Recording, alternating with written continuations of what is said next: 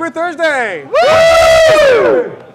And we're here again in San Francisco. We're at the Thirsty Bear Brewing Company. With us is Brenden, who is the head brewer of Thirsty Bear. Hello, hello. And we are also joined by Brian Yaeger, the author of an amazing publication called Red White Brew.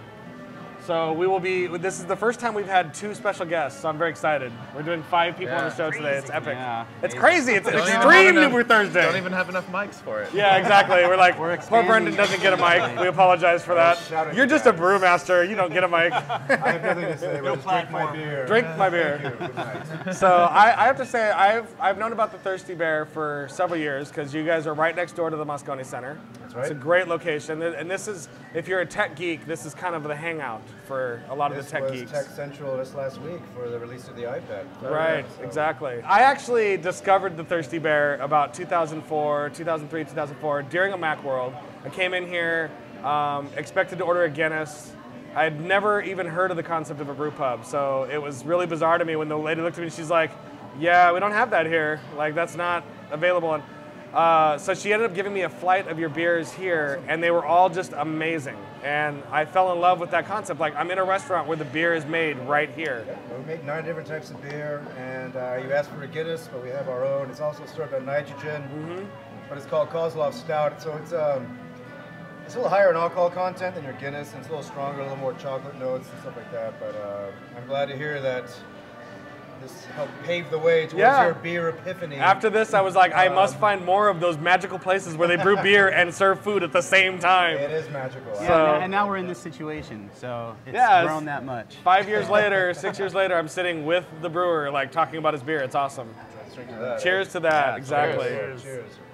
Yeah, this is a bit of a reunion for me as well. Exactly. Actually. I was here a few years ago with a Silicon Valley biz dev guy.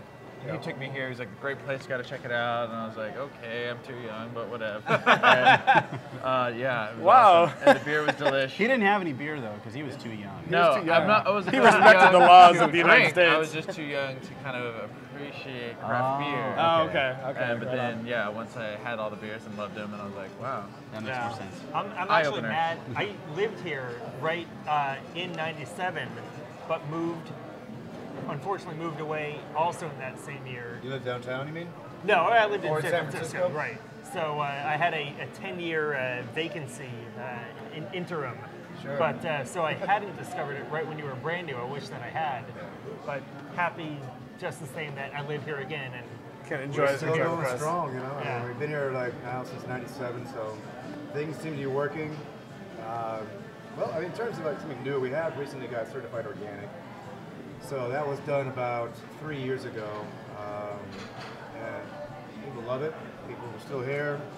Be for at least another 15 years. So, right on. I love the atmosphere in this place, the brick and the kind of the old feeling that you get in here, but it's also very cozy and familial. And upstairs is a great little gaming area with darts and pool and. The bathrooms, and so if you're here, you will definitely get them up there. So. But we also serve Spanish cuisine, which is a little bit different than most brewery restaurants. So that was something that was new even in '97. We were the first restaurant in San Francisco, one of the first. We used to serve tapas, paellas, and stuff like that. So right on. And it's all a bit schizophrenic. It's Spanish cuisine with American brew pub, you know. So, but it works. Yeah, totally so does. Somehow, after all these years, we've prospered. So make sure that they got that it's a tapas bar, Sorry. not a topless. Topless. There is a topless Although bar. if I'm here and I've been drinking a lot, it could possibly be a topless bar at that point. Just saying. So, but not in a good way. But not in a good way. Cut you off already? Wow. I don't think you make it rain if you did that. Yeah, seriously. No wet t-shirt contest here. If you're in San Francisco at all, definitely make a stop down here. It's very conveniently located downtown. I recommend everything around here. Howard IPA. Yes, and that's what we're drinking. We're on Howard Street. We're on Howard Street. This is the Howard Street IPA. It's a very imaginative name, but that's where it's from. Yes. So it's on Howard Street. It's IPA. This is a really good balanced IPA. It's got a lot of hops, but it's not overly hoppy. No, I would agree. It's softer. more of a session IPA. Yeah, definitely. It's about only 65 IBUs, so. Somewhere between a pale ale and an India Pale Ale. Exactly. Yeah. It kind of borders that threshold there. So It's not a monster in any way, shape, or form, but it's a good drinking IPA. Right on. Yeah. And we've been drinking it, so it's very tasty. There are a few IPAs I would reach to if I was just thirsty, and I feel like this is the one I could reach to if I was like, I'm thirsty, I want a beer. Yeah. Thirsty at the Thirsty Bear. Exactly. Yeah. I would definitely say that if somebody was not into craft beer or hadn't had it, I mean, even for myself, like when I came here, I was into Guinness and Newcastle and beers that were not craft, but not also macro brewed in the United States lager. They were different flavor profiles, whatever. But this is a great place to come to if you want to try something new and you feel like getting out of the box. And because the beers they're very drinkable, they're very easy to kind of get into and enjoy. And the environment makes it easy. It's easy. It's like you feel like you're around a bunch of your friends. And, Real laid back here. yeah, and that's one thing I like about San Francisco as a whole. Is a lot of the bars that I've been to, people they're very easy to talk to, and they wanted like, hey, like I'm standing here by myself, and so are you. So now we're instant friends, and we're just going to talk for a little while, and it's pretty awesome. It's a great environment. One of my favorite things about the San Francisco beer scene is that overall there's a very well-educated beer consumer up here, but because of that, no one is standing around trying to out beer geek anyone else. Right. So it's friendly and it's casual and low key, and we have all these great beers that are made in the city or in the Bay Area. Right. That we have all this great access to, and we just sort of enjoy them without having to, Right. out Yeah, beer like another. exactly, or make somebody feel like they're not welcome because they're not as into craft beer as everybody else is. Right. Yeah, exactly. It's very accommodating. Now you have a sour coming out soon. That's correct. It's a Flemish sour. Well, I wouldn't specifically call it Flemish because I think I prefer to call it more Belgian inspired because I don't want to like have it's more of an American interpretation of a Belgian sour ale. Right on.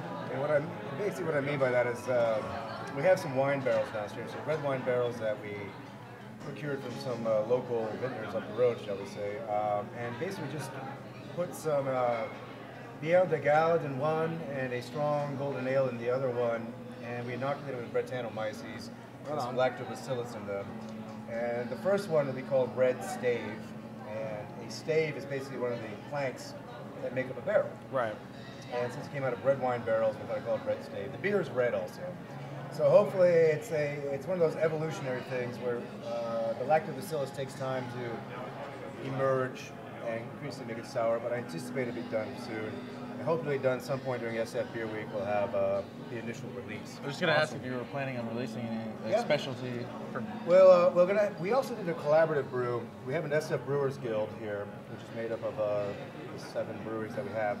And we brewed, it's kind of tongue-in-cheek, but it's an Imperial Common, so it's basically Anchor Steam, steam beer, if you will, Right. but they had to call it California Common, so we're going to call it the Imperial Common. Right. Which makes absolutely no sense, but it's fine. It works. It works. And, It's a double mile. Right. It's a double mile. Exactly, Right, yeah. exactly. And so we get that. So we'll be serving that. I think it's just simply called SF Beer Week Imperial Common Collaborative Brew. Right. I think that's a sentence, not even a definition. Yeah, exactly. It's not a But- title, it's a sentence. So we'll have that. We'll have the Red Stave. We still have our Winter Warmer on, which is a spiced ale brewed with nutmeg and cinnamon. And after the Red Stave, we'll go into Golden Stave, which will be also sort of a sour Belgian-inspired ale, but it'll be golden, so it'll be more of a less malt characteristic and a little bit drier. And Awesome. So we'll see how it goes. Everybody that I've talked to this weekend that's been talking about SF Beer Week has been like making me just like say like I'm going to cancel all of my plans for the first 2 weeks in February and be up here for San Francisco because I'm like there's so much awesomeness happening in one area and I have to be here for it. I think the last count was 179 different events are going to happen. Oh, But that encompasses all the way insane. from the North Bay, all the way Right. to San Jose, all the way I think as far as Stockton. So all of which are travelable by the BART. So be safe and be sane. yeah, Pretty much, yeah. Yeah. Yeah, So definitely. because you will likely be extremely intoxicated during San Francisco Beer Week. You know, there's a website called Beer by Bar. Yes. Check it up, and basically As well as the radius Wet Your Whistle. Was Yeah. that? Wet Your Whistle for Yeah. Caltrain. Your Whistle is also one of those. I think Steve Shapiro is the gentleman's name. From, It's the same from Beer people? by Bart. Yeah, Beer Oh, by right. Steve's a great guy. Him and his wife do Beer by Bart. It's an Right. awesome site. It basically gives you an entire like travel package, if you will, of places you can go to strictly with public transit and drink beer and have a good time and not worry about getting into a car and having to find a way home. So it's a great place. It's responsible drinking. Yeah, exactly. I mean, we all advocate moderate beer drinking, but I think during SF Beer Week, they're making a point during the week where you may not have actually been moderate. Exactly. So therefore, it's important to take public transportation, or at the very least a cab. You know. But now, someplace you can't get to by the BART is the entire country, where people have driven all over the place to go to breweries. And that's why I'm doing a Tom Merritt segue right here. So There you guys. And yeah, feel free to dig into the cheeses. We're doing a selection of the Thirsty Bear cheeses. They provide a cheese plate, which is awesome. I think that all brew pubs should provide a cheese plate because beer and cheese. Beer and cheese just Absolute go. perfect marriage. Exactly. Yeah. So, right, and some of them are Spanish, for example, because we are a Spanish restaurant. But I think half of them, like one's Humboldt Fog, I believe, is the other one, which is so. It's a blend of either local artisan cheeses or Spanish cheeses. And one of Thirsty Bear's events during Beer Week is Cask and Quesos. So it's a good way to Well, get- thank you, Brian. That is very right. he's like, thank you, sir, for pimping my event. I'm an advocate. I'm a fan. I'm an enthusiast. That's all. Last year was the first SF Beer Week, so it was our first what we call Cask and Quesos event, and it was a huge success. But it basically involves having about 12 casks, Perkins, from about 12 different breweries, and each one is paired with a different cheese, either domestic or Spanish by nature. And it goes from 4 to 10, basically. It's just an all-day event. We have pounds of cheese. I mean that in a good cheese. So it's quality and quantity all combined in one beautiful package. And it's upstairs. We expect about 100 people, but there's enough. We have room for about 150 to 200 upstairs. So we don't want to oversell it, so we have room to basically walk around and not get too crowded.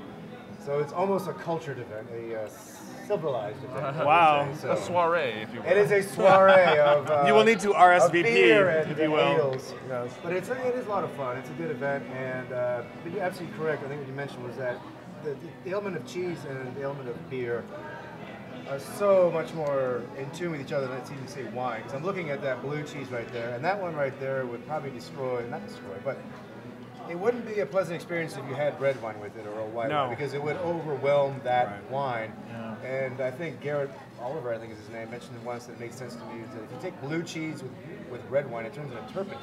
Right. So it has the sensation of it. Now beer, an example, is something that can actually handle that. Handles the fattiness of the cheese, handles the very, at least an IPA, for example, would handle the extreme flavor of the blue cheese. Right. The mold. The flavor profile is complex enough to handle that and still add to it. Add to it. So it's, like Brian said, it's a much better pairing than wine. When you do beer pairings with cheese, you can get so bizarre with the pairings and variety, and it's always a compliment, and it works so well. I mean, you try to take a Gouda and place it with a smoked beer, like a Ralph beer, for example. It's perfect. Right. It's a match made in heaven. Yeah. You know? So there's lots to be learned. I have a lot to learn about it myself. The public, we need to expose them to it. Basically, just keep producing these events. Right.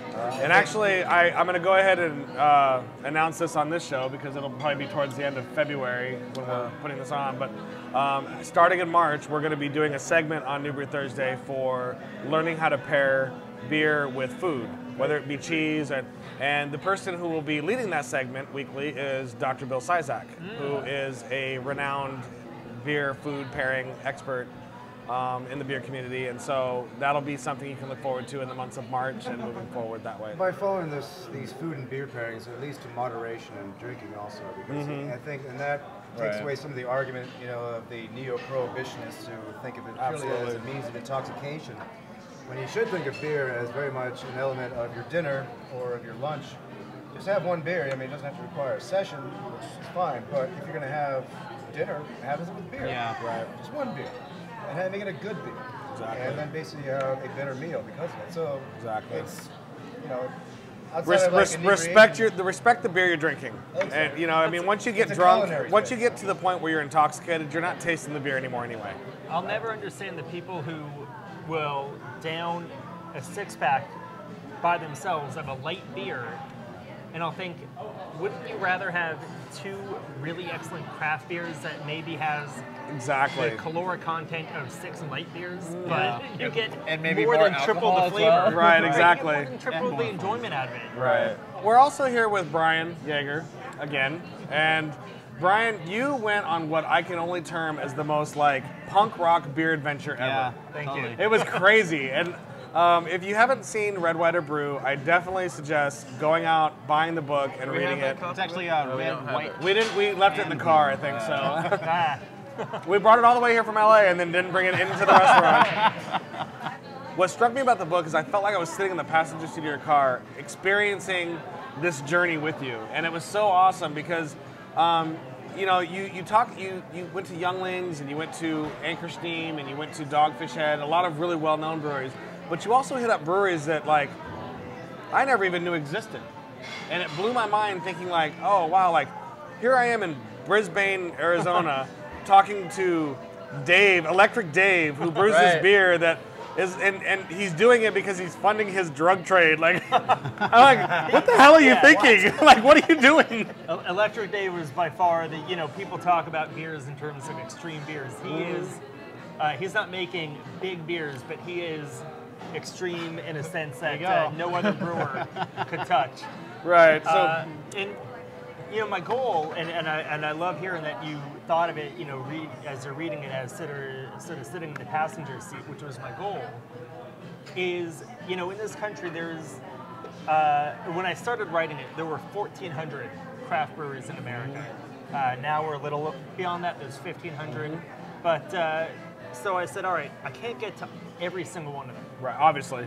How about if I shoot for 1%?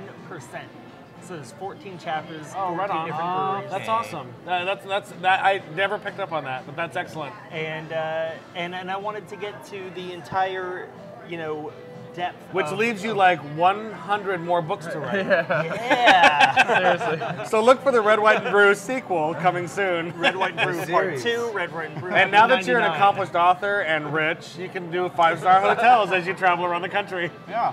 Well, you're half right. Yeah, I think that's part of what I really appreciated about the book is that it wasn't like, oh, so I flew into Maryland and I'm staying at this really nice hotel and I went to the gym in the morning and then I took my taxi over to the place.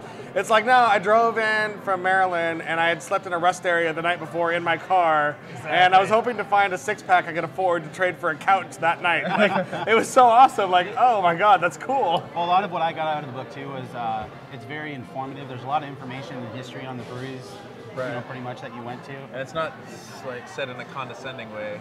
It's more like discovery, you know, and you're learning, and then you'll insert, you know, some knowledge, Right. some research here and there.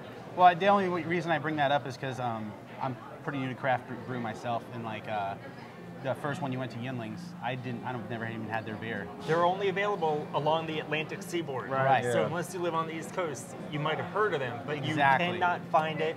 And they're such a cheap beer. I mean, you know, it sells for like $5.99 a six-pack. Oh, really? $6.99 at the most. So It's like the East Coast version of Grain Belt. yes, and I actually did go to Shell's in New Ulm, which Right. is the brewer of Grain Belt. Grain Belt, yeah. And they get a little cameo in the book. Right. And, you know, I wanted to show where these people come from, and that, you know, some of them were home brewers who took their passion and they decided to go out on their own and develop their own craft brewery. Some of them were people like Dick Yingling, who it's a family business to him. Right. He's not so much of a beer guy, but he's into the family business, and, that's- his great-great-grandfather started That it. was Dick? Yeah. Yeah. And that's what I got from the book is that it was like, it felt like you chose breweries that you thought would be generationally family breweries. That was right. Well, you know, the thing is, I initially thought I'm going to go to all the family-owned breweries, and then I discovered, sadly, there are not that many left in America because of the sort of double punch between Prohibition, which destroyed them in the early 20th century, and then after that, even the ones that survived were sort of wiped out by that era of mergers and acquisitions. Right. So the bigger Stroh's and Pabst and Coors and Miller and Anheuser-Busch got, the more those other ones could not afford to stick around. Right. So you have a few. You have Yingling, and they're a chapter in the book. You have Leinenkugel, they're a chapter. But I wanted to include them to show that while the brand is still around, they are wholly owned by Miller or Miller Coors. Yeah. At this Well, and point. see, for me, like the Leine's chapter was really interesting to me because I lived in Minnesota for a long time. And I drank Liney's, not realizing it was craft beer, just realizing it was whatever. And they've since been bought by Miller, yeah. Right. And even though they're not really controlled by Miller, and their beer's still being brewed the same way, it does take away a little of that, like, oh, like this was my brewery. It's kind of their street cred. Right. But I do have some respect for breweries that are saying, like, look, you know what? Yeah, we get that AB or Coors Miller, they're not craft breweries, and that's fine. But you know what? If they're going to distribute for us, fine.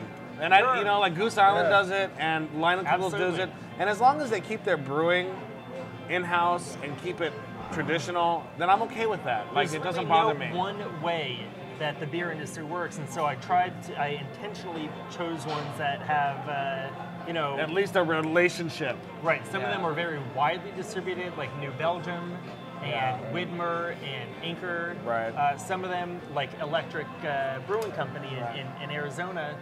Unless you're in Bisbee, Arizona, you will never, not because find he that distributes beer. to the 2 restaurants in Bisbee, Arizona. Exactly. And in his living room. And then there's a chapter on Free State Brewing Company in Lawrence, Kansas, which is very much the same model as Thirsty Bear, which is we're not going to distribute anywhere. If you want our beer, you Right, can and come I to really like us. that chapter too, because that was another one because there were a couple of chapters where I was like, okay, I'm gonna kind of like I wasn't interested in the brewery, and so it's kind of like, whatever, and I skimmed through it a little bit more, but like, especially the Free State one, like that really captured my interest because it was like, wow, they were really passionate about what they were doing, and they had such a committed following, and I loved that. Exactly. And the two things that I love about Chuck Magrill from Free State is that, one, he lived in the middle of the country where there was, I mean, to be perfectly honest, nothing going on in terms of craft beer. But he had his ear to the tracks, and he said, all right, California, that's where it's going on. And he made a pilgrimage out here to the Bay Area in the 80s. And he said, all right, I'm going to go to places like Triple Rock, but I'm also going to go to New Albion when that was a brewery. That was the first American craft brewery. He got to experience that.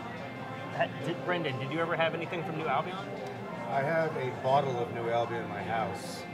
New Albion Stout. It sits in a glass case. case with lights pointing at it. I'm literally going to do that one day. Yeah. Is that important? Thank you to the history of the craft brewing movement. So, but no, I remember original Red Tail ales that came in magnums From Mendocino. from Mendocino back in '89 or '88 or something like that. And so I remember drinking that, and that's something that sparked my interest. I didn't think too much about it, other than it was good. I liked it. It was very hazy, and there's a lot of sediment at the bottom of it. But I remember thinking, wow, this tastes very hoppy, and it's high in alcohol, and it was like robust. And my uncle gave it to me a long time ago, and I was like, wow, this is amazing. But so yeah, that would be my first memories of like those initial beers coming out of the craft. I mean, so in a sense, that guy beat all of us, and we're all from California to the punch. And the other thing the other part of that chapter and his story that I thought was so remarkable is that his uncle had served time in Leavenworth for violating prohibition. Whoa.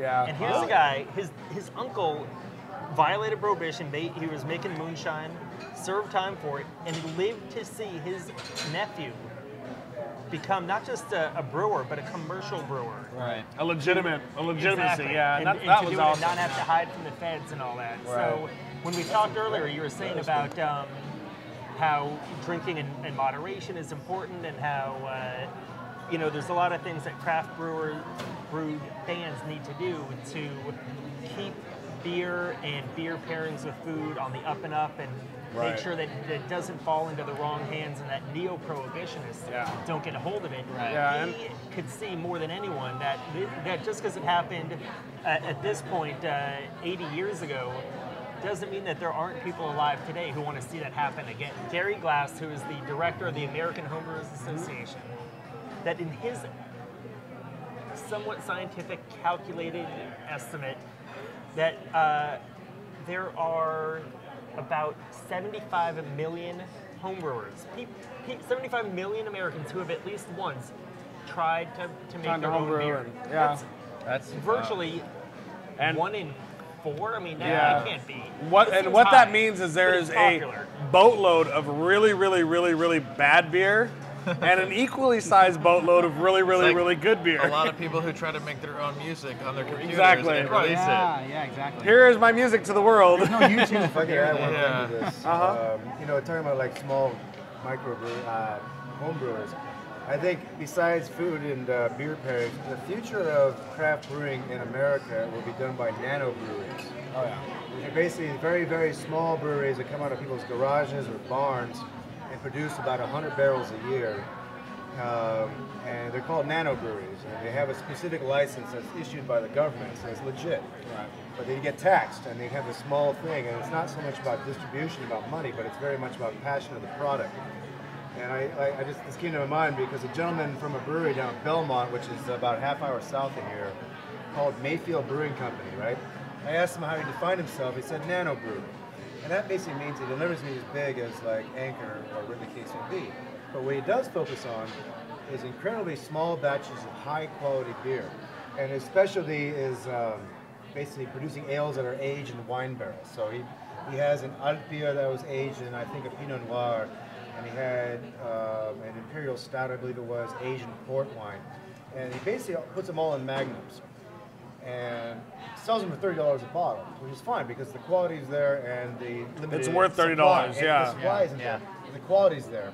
And it is that sort of nano, I should say, element, which I think is going to like basically expand the consciousness of American beer drinking, hopefully. I think that's something, a new direction that we're going to go in America in terms of craft beer.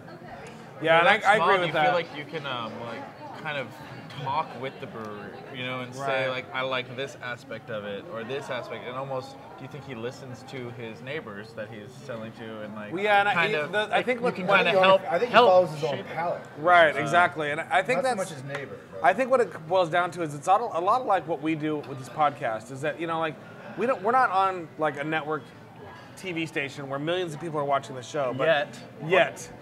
No, wait, why did I agree? Yeah, he's like, why am I here then? Why am I here? And they're like, oh wait, you need to be here. Yeah, so, but where's Katie Curran? But you know, I think what media is coming down to is very similar to what's happening in the craft beer industry, where it's like we can introduce people to media that they would never watch because we're introducing it to our friends. We're doing it on a nano level, so to speak. Right. And then on the same thing with the beer level, it's like a normal person who drinks Coors Light isn't going to go into a bar and want to drink craft beer. They're going to want to drink their Coors Light. But at the same time, if their buddy happens to have this like nano brewer and they're like, hey, you know, I made this beer, check it out. And they're like, oh my God, this tastes freaking amazing. And they're going to open their palate to something that they normally wouldn't because it's their friend or it's because it's somebody that they know. You know, and I think Thirsty Bear fits into that model too a little bit, even though that you're not nano, you're more of a micro or a craft beer. We are a large brew pub. This is actually a high volume restaurant. Right. Well, that's what I mean though. Square feet. And, but you guys don't bottle, right? No, you're strictly in here, and that's kind of what it is. It's like if you're in San Francisco, Thirsty Bear is kind of like has a cult following, and that's why you have that kind of volume going on. Whereas like other brew pubs may not have that because they haven't created that level of cult following yet. And that's where craft beer is heading, is that people are learning that it's not about selling to people in the middle of Minnesota. It's about selling to the people in their area and creating that cult following. Unless their area is Minnesota. Right, exactly. And a lot of those are creeping up now. Right. My dream for America is that every town has a brew pub. So you'd say you're like Martin Luther King of beer. I have a dream. Yes. Okay. As an ex-Lutheran, I guess I'll say that. Martin ex-Luther King. Yeah, exactly. Like, the way I would see it is like I would like to Luther. see it. Like, I used to live in Bavaria. I did an internship there a long time ago, and every town has its own brewery. And like 2,000 people, for example, has a fully functional brewery just like this. And I think if you extend across America, you can go every village, not village, I guess we call them towns, suburbs. In Minnesota there are some villages, yes. And every city every neighborhood should have its own brew pub. Right. I think You should be basically amazing to walk out your door and walk down the street and have fresh craft beer that's not distributed on either regional or national basis, but it's purely your own and basically provides craft beer for your A turkey in every oven and a That's beer right. pub in every town. Let's drink to that. Cheers to that. Woo! I think you touched on that in your book too, about how back in the day, or at least in Europe, the way it is, every town has their own brew pub that they make their own beer, and you go in, you ask for a specific type of beer. Like, you don't ask for a brand. It's, you know, of course. you ask It's for like a I want a beer. dark or I want And a light. it's more of a it's a social thing, going to a brew pub. Oh, where yeah. here you got to Here worry. it's You like we know, have drinking and Starbucks. driving is bad, but you go to Europe and that's not necessarily, I think you said, the concern. It's more like, no, we're going to have a good time and celebrate and hang out with our friends and family. The interesting thing with that is, look at some of the styles that we have. You have a Bamberger beer from Bamberg, Germany. Those are the Rauch beers. Those are the smoke beers. You have Pilsners from Pilsen in the, now the Czech Republic. And I think that to a degree you have that in the United States where people can say, oh, it's a West Coast IPA. Right, And exactly. that means that Yeah. it's super hoppy. And Right. you could have... and the East Coast IPAs are closer to the English bitters. Exactly. And so, yeah, it follows where they're at. Yeah, exactly. But one of the trends that I love most about what's going on in craft beer is that breweries in a particular region will take ingredients or things that are very native to that area. Exactly, yep. And I'm trying to think of some examples. I mean, in Kentucky, I visited a brewery that did a Kentucky bourbon barrel ale. It sort of makes more sense that a brewery in Lexington would do that than a brewery here in California. Right. Or New Glarus is a small, it's not a tiny brewery in Wisconsin, but they're a brewery that is only distributed in Wisconsin. Right. And they're arguably their most famous beer. Well, and is if their Cherry you aren't, Red. if you're on Twitter at all, New Glarus is spoken of a lot. They have a huge online following. If you're in the beer trading community at all, people are constantly like, oh, I want a New Glarus beer. Like, people who live in the New Glarus distribution area can basically trade that beer for anything they want. Right, easily. Yeah, and and that's the kind of cult following that I'm talking about. Is that these little breweries don't have to worry about distributing themselves anymore. They're going to get the sales. They're going to get the volume to stay in business now because they're like social media and Twitter and podcasts like this are like creating a flare around breweries that no one's ever heard of. Because why would they? If you live in San Francisco, why would you know about a brewery in Wisconsin? You know about it because of Twitter or because of some sort of online media, and that's really, I think the two of those are going to converge in such a way that's going to create a craft beer explosion that I can't wait to see. Beer and whiskey and wine and cheese and food are part of our social makeup. Absolutely. And you don't socialize with people without some sort of those things involved in the process. And when you inject amazingness into your social experience, it creates amazingness all the way through it. Wow. Yeah, I mean that's. That was beautiful. I mean, that it was deep. We're gonna take a moment that to was just. good, man. I like that. Yeah, and that's If you raise the bar, man, everyone goes exactly with it. everything goes with it, and social experiences become more of an experience rather than just let's go out and get up. Right. You know, and that's what it boils down to. And so I really appreciate craft brewers. The one last thing I wanted to ask you about the book Yeah. was how, and I can't remember which brewery it was, but when you sat down with the couple that were married but not, how awkward was that? Well, Was that Geary? yeah, it was Gary's in Portland, Maine. Portland, like Maine. I said, when I sat down with the couple, as I reveal in the chapter, I did not sit down with the couple together. It was separate. Right. First, it was with And the he was wife. clearly bitter. Yeah, kind of like a real good Seahawk. Like Exactly. Super bitter. Yeah, I mean, the point is there are so many ways of enjoying craft beer. Right. You could talk about how many the IBUs in a certain that your IPA. fish? You could talk about which Really? distillery the bourbon barrel came from that they used to make their bourbon-aged imperial stout. But instead, he chose to talk about his brewer having sex with his wife. Yeah. Yeah, exactly. I gotta read this. Yeah, you got to read this book. It's pretty crazy. Shit got real. Shit got real. Exactly. And I said to him, like, you see the tape is rolling, right? Is that cool? Is that cool? Like, are we okay with this? I mean, I know I'm allowed to use it, but are you cool with it? He's like, fuck yeah. we had a bunch of his pints You know, there. I haven't read this book, but Brian, this sounds to me like the on the road of like brewing. Totally. Right? Like, It totally there's is. a Kerouac element. Totally. You're on the road, you're drinking, you're going Exactly. on adventures, you're meeting interesting people and across America. I didn't have a Sal, but I Didn't did. you have your Sal? I did not, but beer and the brewers were my your Sals. metaphorical Sal? Exactly. So you've And I already thought- heard that analogy. Well, no, I reread it I just- before I wrote. I reread on the road before I wrote this because I thought, am I doing that? And to a degree I was, but also to a degree I didn't want to. You know, I'm no Kerouac, Copy so it, right? Yeah. I didn't want to pretend to be Way too anything sober. that I'm not. I did. There were a lot of points where I did have to sober up or sick in town an extra day to sober up. Right on. You know, because you Awesome. don't want to. It's a book Cross-country about- driving while drunk is not acceptable. Right. about drinking and driving, but not simultaneously. Right, Let's get exactly. that out Right. of the By way. Amtrak. Yeah. Exactly. But my goal was to what angle was I going to appreciate these beers from, and it wasn't Right. so much the ingredients or the IBUs or the Play-Doh or all the technical things that you could discuss a beer through, but through the people, because Yeah. if it wasn't for Brenden, we wouldn't have Right. this Howard Street IPA. Exactly. If it wasn't for Dan Carey, we wouldn't have New Glarus Right. in New Glarus. And if all these people- Anchor Steam hadn't trademarked the word If there steam, was we no wouldn't have French- California Common So An there's a Imperial Common coming up. or an Imperial Common coming up. So I got to sit down with Fritz Maytag, which is a huge honor, Right, obviously, exactly. for me and for any beer fan. And he gave me, a day to hang out with him and walk through the brewery. And He won't give that to us. Fritz, Yeah, like Yeah. even we How did can't you get manage get that? a day with him either. you're like, I'm writing a book. Yes, nicely. I'm- Brian has I'm a guessing. I don't know. cute charm to him that nobody can say no to.